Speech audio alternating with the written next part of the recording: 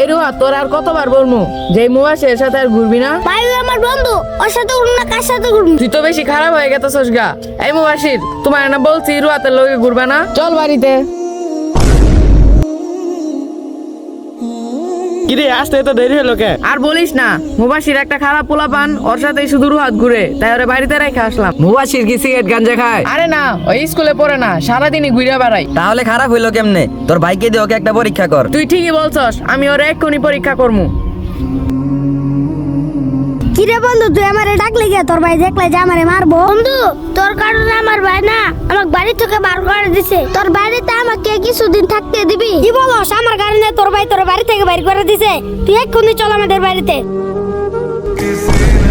মেনে নিলাম তোমাদের বন্ধুত্ব, আমি শুধু তোমাকে পরীক্ষা করার জন্য রুহাতকে বাড়ি থেকে বের করে দিছিলাম। ভাই, টাকার অভাবে পড়াশোনা করতে পারি না, কিন্তু রুয়াতে কোনোদিন খারাপ কিছু শেখাই নাই। আচ্ছা, কোনো সমস্যা নাই, আজকে থেকে তোমরা দুইজন স্কুলে পড়বা, সব খরচ আমি দিমু। চলো, কার কার ছোটবেলার বন্ধু আছে কমেন্টে জানান। ভিডিওটি ভালো লাগলে চ্যানেলটিতে একটি সাবস্ক্রাইব করবেন।